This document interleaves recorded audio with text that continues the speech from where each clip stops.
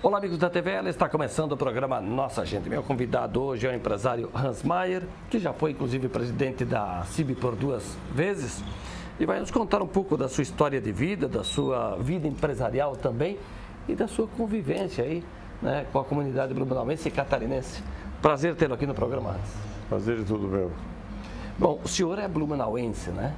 Sim, nasci em Blumenau, vivi em Blumenau, continuo vivendo em Blumenau.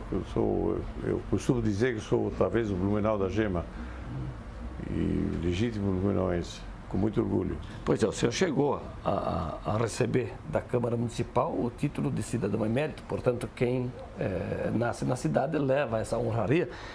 Na época, o vereador Ivo Adler. Ivo Adler, exatamente. O Ivo Adler que me deu, que foi o autor do projeto desse título que muito me honrou.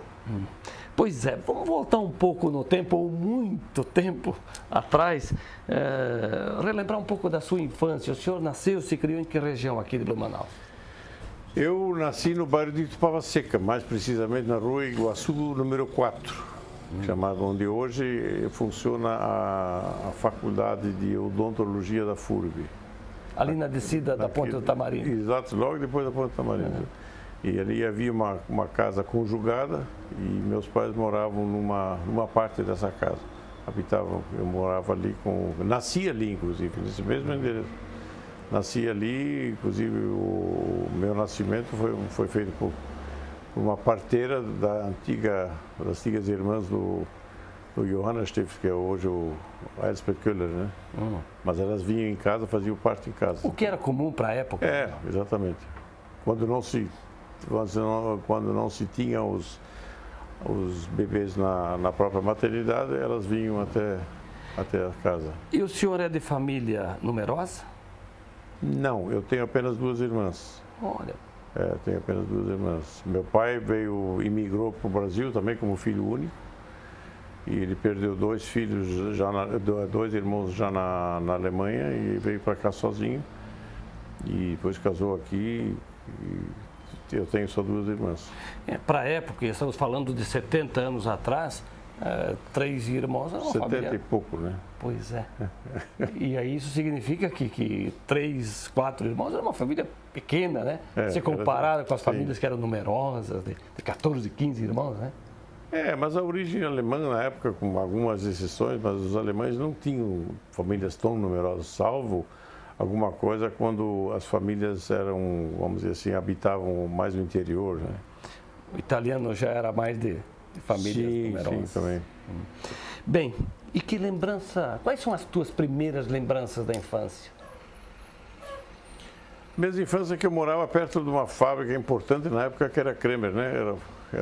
Era a Rua da Kremer, né? Ali do ladinho. Do ladinho. E a gente acompanhava assim via muito aquele movimento dos operários da Kremer, de bicicleta principalmente, porque na época os carros eram muito escassos, então havia muita bicicleta, a movimentação de bicicleta com os operários da Kremer sempre e eram os 2 turnos, né?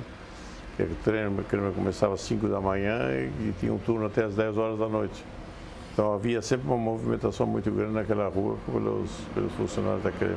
E nessa época, e ali perto da casa da família, não era caminho do trem também?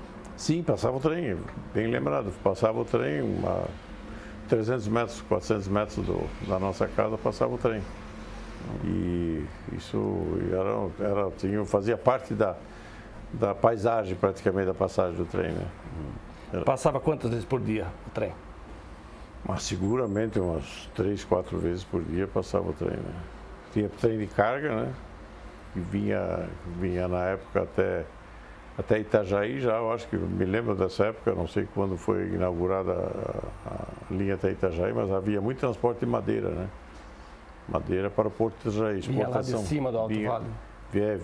Vinha na base de Lages, vinha de caminhão até Lages, até Trombudo Central, e Trombudo Central era colocado no trem, e de lá ia até o Porto de Itajaí. Eu imagino que o senhor fez algumas viagens de trem também, ou não?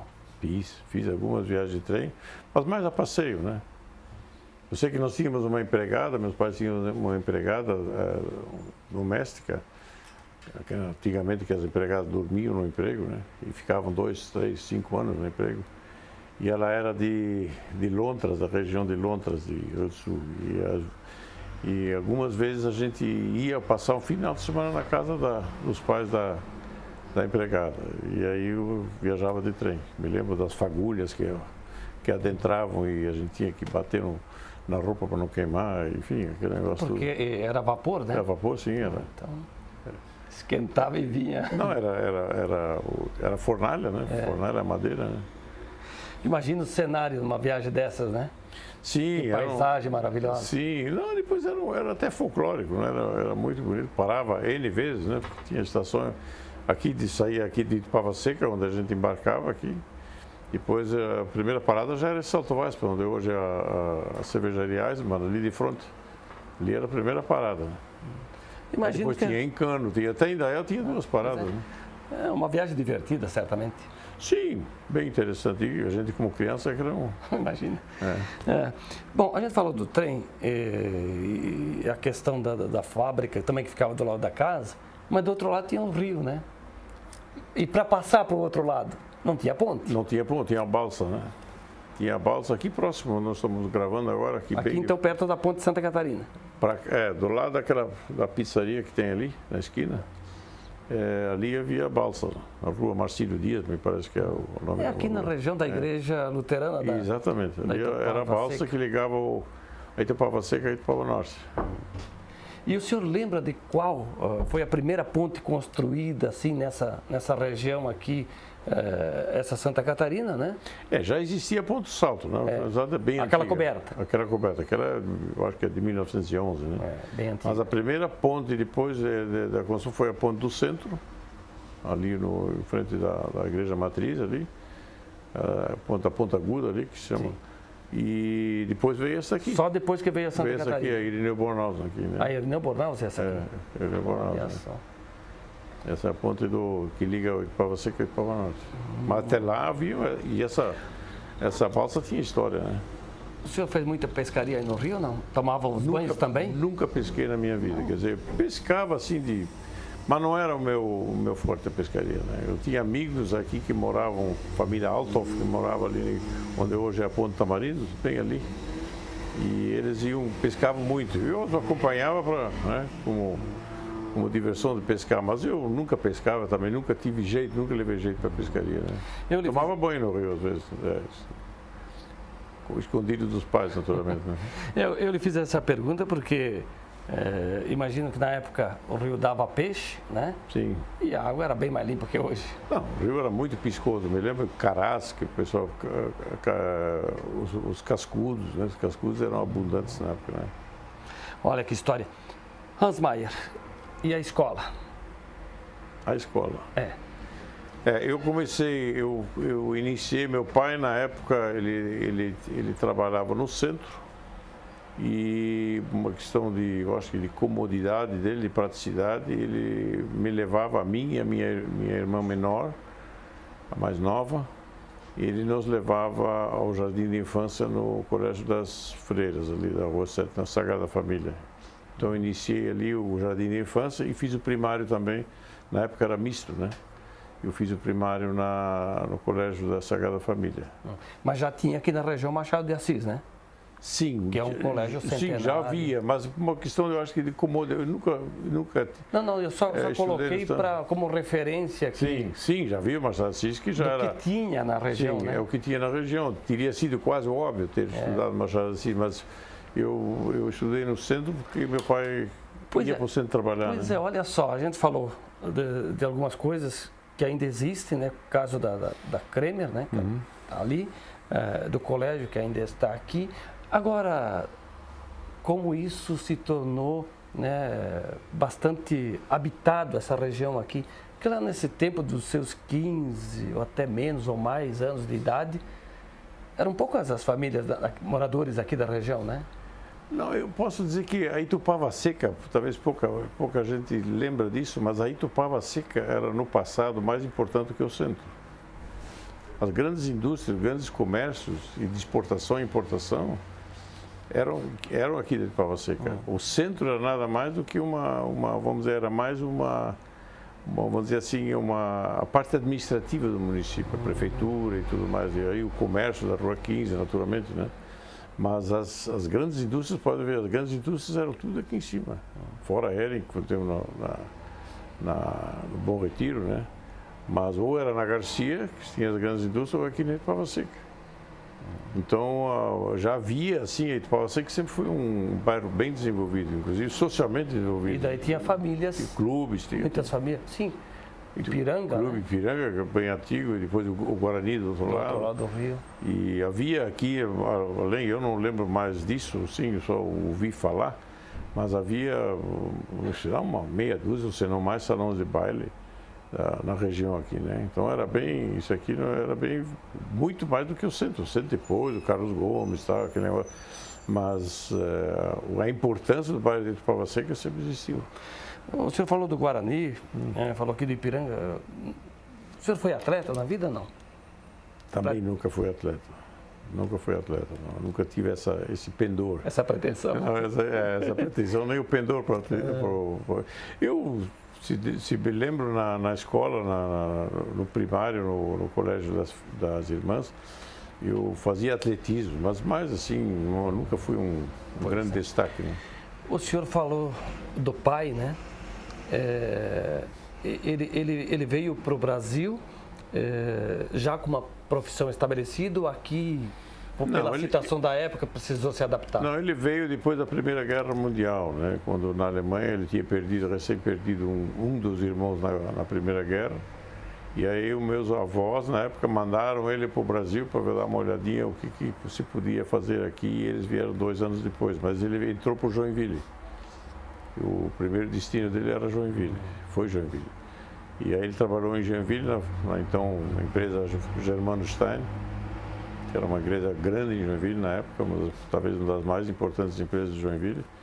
Ele trabalhou lá na Germano Stein e aí ele foi o primeiro vendedor da empresa Germano Stein, que também trabalhava com torrefação de café, tinha comércio atacado. E ele começou a fazer as viagens dele de trem, o trem que até hoje ainda existe, até Mafra, né? Aquela Sim. região do norte. Foi quando ele conheceu minha mãe, depois em São Bento do Sul. Casaram e aí ele foi trabalhar com o sogro dele, que foi o fundador da Condor, né? Condor Indústria. E daí a relação do senhor e da família até hoje com a Condor? Até a Condor, e depois, mais tarde, ele foi representante deles da Condor, e isso depois, a representação, ela acabou se transformando na distribuição. Vamos falar isso aí logo depois do intervalo, vou fazer um breve intervalo e aí a gente retoma para continuar essa história e falar um pouquinho mais da sua vida empresarial e, claro, aí já na vida adulta, né, para relembrar um pouco também dessa trajetória. Fique ligado, logo, logo estaremos de volta. Até já.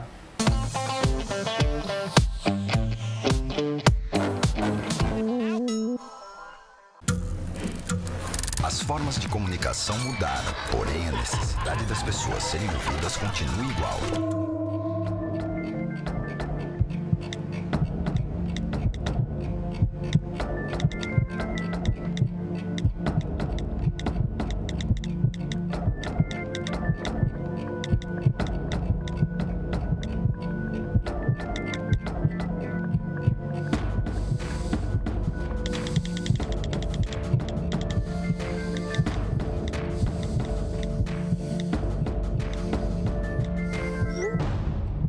Compartilhe com o CVV aquilo que você não divide com ninguém.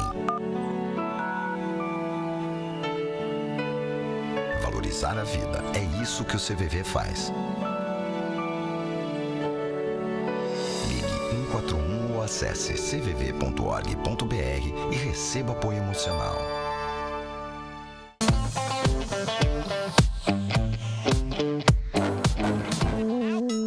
Estamos de volta na sequência do programa Nossa Gente. Meu entrevistado hoje é o empresário Hans Maier.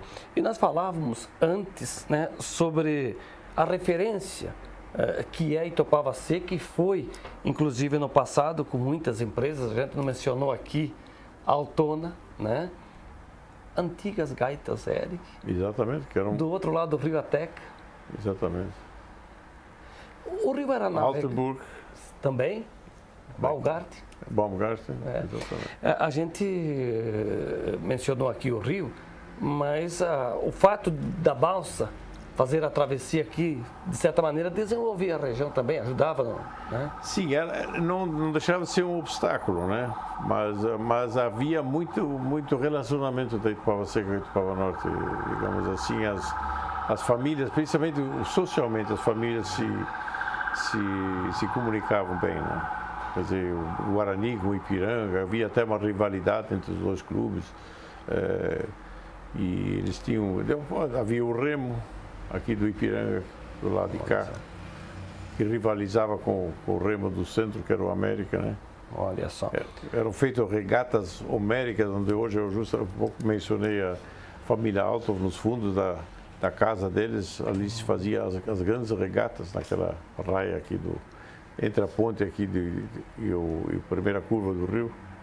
Então ali ocorriam as regatas, né? E o rio, no trecho navegável, também era mais uma forma de facilitar as coisas, né? Sim.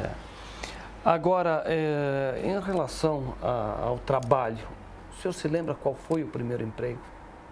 Eu só tive um emprego na minha vida. Aquele primeiro é o mesmo de hoje? O mesmo de hoje. Quer dizer, bom, vou ser mais sincero, meu pai, antes de começar a trabalhar com ele, na época, como vendedor da linha de representações que nós tínhamos, ele me mandou um ano para Curitiba. Eu fiz um estágio durante um ano em Curitiba com um colega representante lá. Ele queria que eu tivesse uma experiência fora da empresa dele na época, e isso foi em 58. 58 eu estive um ano em Curitiba. Depois voltei para cá e a partir de 59 estou na mesma empresa. Não me mandaram embora. O senhor começou bem novinho no trabalho? Comecei bem novinho, eu tinha 19 anos. Quando eu comecei a viajar. Comecei a viajar com 19 anos. Peguei a estrada com Fusquinha na época, né?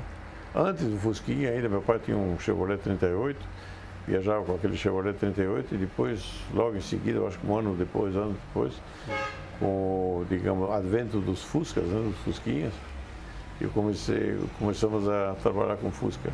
Tudo estrada de chão batido? De chão batido.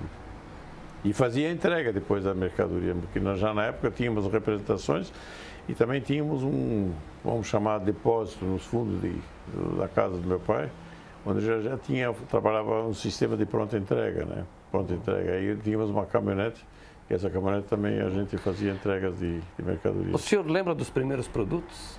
O senhor representava e entregava? Os primeiros produtos na época era Condor, né? Hoje não temos mais diversificação da distribuição, mas na época era Condor, exclusivamente Condor, a gente distribuía Condor. Aquele pente de bolso? Também? Pentes, escova para dentes, né? Pentes, escova para dentes, vassouras, né? Que ainda faz parte do portfólio hoje, naturalmente mais ampliado, mas com outros modelos. Hoje o portfólio é bem mais diversificado, bem mais amplo, né? Mas na época era basicamente isso, né? E fazia o estado todo? Ou ia além de Santa Catarina? Não, meu pai fazia uma parte do estado e eu fazia principalmente o oeste catarinense e o sul. Esses são dois extremos que eu fazia. E meu pai atendia mais a parte aqui do miolo do estado, né? Até Joinville.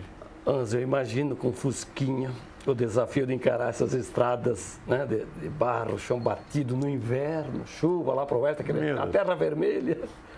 Agora, o Fusca, a gente às vezes ouve falar Fusquinha. Hoje a gente chega a se questionar como é que a gente podia viajar com um carro desse. Mas era forte. Fazia 600, 700 quilômetros, né? Mas o Fusca era muito valente, era um carrinho muito valente. Eu nunca usei, vamos dizer, corrente por causa de lama nas estradas. Eles sempre passavam do Jeep, às vezes ficava, o Fusquinha passava. Era impressionante. Nunca ficou na estrada? Não, graças a Deus não. Mas eu consumia um Fusca por ano. Destruía ele pelas estradas e pelo esforço que a gente exigia do carro. Uma viagem ou mais por semana para fazer o oeste? Eu ficava 2 semanas no oeste. 15 dias? 15 dias. Quando nasceu meu primeiro filho, eu estava no oeste. Eu não sabia se eu ria ou chorava. Quantos filhos? 3. Todos homens? Todos homens. Todos homens. Já tem netos, lógico. Sim, tenho 5 netos. Todos crescidos, bem encaminhados? Sim, graças a Deus. Quando o senhor conta essa história assim para eles, qual é a reação, principalmente dos mais jovens? Às vezes depende da curiosidade de cada um, né? Alguns talvez perguntam um pouco mais, outros perguntam menos, mas enfim, para eles é história, né? Para eles é história, às vezes não consegue nem se transplantar para essa realidade do passado. Completamente diferente, né? É. E aí quando o senhor fala dos meninos, eu lembro aqui do celular, algo tão comum para nós. Naquela época, como é que era a comunicação? A comunicação era difícil. Eu me lembro, depois, já quando eu comecei a namorar, naturalmente a saudade batia, então eu me comunicava de Joaçaba, fazia meu ponto central do oeste era o Joaçaba, passava os finais de semana em Joaçaba, né?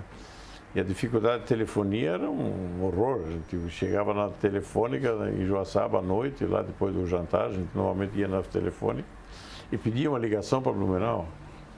Aí me lembro, a telefonista dizia alô Rio, alô Rio, alô Rio, era Rio do Sul que ela chamava. Ela tinha que chamar Rio do Sul. Aí quando ela conseguia, depois de, sei lá, 10, 15, 20 minutos, conseguia finalmente que a Rio do Sul atendia, ela dizia, me dá Blumenau, me dá Blumenau, me dá Blumenau. E aí ela transferia para Blumenau. Hans, e os pedidos, né? Atender os clientes, o senhor usava telefone também? Nada, era uma visita programada assim? Era uma visita programada e você trazia os pedidos, depois eles ficavam 2 semanas na pasta, né? Seria impensável hoje, né? Então você trazia aquela produção toda de pedidos, daquelas 2 semanas você trazia e depois você teve um tempo mandava elas para o destino. Que essa função era denominada de representante comercial. Mas lá no tempo do seu pai, eu acho que no começo da tua vida... Era o caixeiro, né? Viajante. Caixeiro. Pois é, o senhor está ali, quando criança, numa foto aqui, eram as caixas do pai, né? Era, o meu pai na época, naquelas caixas ali, ele tinha uma representação de tecidos, que depois ele abandonou completamente na guerra, porque ele foi proibido de viajar, né? E aí, mas essas caixas eram caixas de amonstruário de tecidos. Olha só. E essas tintas que o senhor guarda com carinho até hoje aqui? Essa tinta foi a sobrevivência do meu pai e da família durante a guerra. Meu pai foi proibido de viajar, aí ele iniciou uma fabriqueta de tinta de escrever no porão de casa e vendia regionalmente, né? Pois é, o senhor tem outras coisas aqui, a máquina de escrever, né? Outras coisas são coisas, relíquias do meu pai, né? Anteriormente ele pesava as cartas, né, para levar ao correio, né? Eram pesadas, né, para poder selar corretamente. Você guarda tudo isso com muito carinho? Sim, relíquias, né? Mas essa réplica de avião aqui é uma coisa sua, tem uma história, né? Esse avião é uma coisa já mais recente, né? Isso vem da minha época da associação comercial, que a gente havia muita reclamação na época do monopólio que existia da Varig no aeroporto de Navegantes. Mas o monopólio da Varig era no Brasil todo. Quase. Mas tinha a VASP, tinha... Sim. Mas eles eram quem... Tinha a Transbrasil, mas aqui em Navegantes era só Varig. Só Varig. E havia muita reclamação de atraso, de cancelamento de voos, enfim. E a gente percebeu que a única saída para melhorar o serviço de Navegantes seria a quebra do monopólio. E isso aqui é fruto dessa quebra do monopólio. Na época a gente se esforçou muito na associação comercial para conseguir um parceiro que quisesse, porque a Varig ela exercia um lobby muito forte, tinha um lobby muito forte em Brasília, e era muito complicado uma outra companhia querer operar em Navegantes, né? E aí nós conseguimos essa parceria com a Índia Brasil, que era uma subsidiária da Transbrasil, e voavam com esses aviões de Brasília e conseguimos a quebra do monopólio. A Transbrasil era do Atílio Fontana, que era da Sadia, né? Nosso dono da Sadia. Catarinense? Na verdade ele nasceu no Rio Grande do Sul, mas ele fez toda a história dele aqui, né? Sim, toda a história. Eu conheci o velho Atílio Fontana, inclusive. Depois ele foi quase meu vizinho na praia de Periquê. Olha só. Ele tinha casa na praia de Periquê. Ele caminhava muito, ele passava toda manhã na praia. Um empresário que deixou um legado e tanto, Meu né? Deus, aquilo era naquela época, né? Ele transportava naquela época com aviões próprios a produção dele para São Paulo e Rio de Janeiro, né? O senhor foi presidente da CIB, que na época era Associação Comercial e Industrial, né? De 1993 a 1997, portanto, dois mandatos. Sim, 2 mandatos. Os mandatos da CIB são 2 anos, né? E se pode haver uma reeleição. E normalmente, por hábito quase, o pessoal, menos que o presidente é muito ruim, né? Mas isso até agora não houve lá, sempre foram reeleitos. O senhor iniciou a dinastia dos Hans na presidência da CIB, né? Isso foi uma coincidência interessante, né? O meu sucessor foi o Hans Prayon e depois quem sucedeu o Hans Prayon foi o Hans-Dieter Ditschukert. Então foram a sucessão dos 3 Hans. Pois é. E no teu tempo a sede era lá na Rua 15, no edifício Mauá ainda, Mauá, né? Exatamente, no 2º andar do edifício Mauá. Era a sede própria da CIB na época lá. Depois foi lá perto do shopping e agora lá na... Agora está no centro empresarial. Né? Bom, mas foi também uma experiência muito legal essa, né, de comandar essa entidade. Eu diria é uma experiência totalmente diferente, né? A gente consegue, vamos dizer assim, a gente aprende a ser tolerante, né? E quando a gente não está num cargo desse, a gente acha que tudo é muito fácil, critica muito, e eu sempre fui muito crítico. E quando a gente chega num cargo desse, a gente percebe que as coisas são difíceis, né? São complicadas. E a gente acaba tendo que exercer muita tolerância, né? Para poder conseguir chegar ao objetivo desejado. Mas foi uma experiência muito, muito interessante. Inclusive, na época, a gente conseguiu uma diretoria muito boa, porque o presidente sozinho também não faz nada, né? A gente, na época, conseguiu uma diretoria muito boa e foram 4 anos muito bons. Meu amigo, colega, se me permite, o Nelson Santiago foi seu assessor. Sim, o né? Nelson. Nessa época também. Foi. O Nelson Santiago prestou um grande trabalho na minha gestão na época. Pois é, o senhor já fez bodas de ouro no trabalho, né? Também. No casamento e no trabalho. Que bacana. Como é que é o nome da esposa? Rosita. De que família ela é? Ion. Lá de São Bento do Sul? Não, ela é daqui. Ela é daqui? Meu sogro era o Herman Ion, que foi diretor da Teca muitos anos, ipiranguista, da Itupava Seca. Sim. Morava aqui na Itupava Seca. Então a relação com a Condor começou lá com o seu pai, né? Foi com o meu pai, através do casamento com a minha mãe, né? Então foi ali. E continua até hoje esse casamento com a empresa, né? Sim. Lá de São Bento do Sul. Muito sólido. Que é uma referência, né, em Santa Catarina, no Brasil. Sim, hoje ela é a maior fábrica de escovas e afins, digamos, da América Latina, né? Tem 1.200 funcionários. É uma empresa hoje e é capital só familiar Ainda uma empresa familiar? 100% familiar. 100% familiar. E ainda os distribuidores têm ligação com a família tão próxima assim, né? Hoje o nosso modelo, na verdade, o nosso modelo de distribuição foi o primeiro que a gente na época, isso nem foi ideia da própria Condor, nós aqui, meu pai na época que iniciou essa distribuição propriamente dito, esse modelo.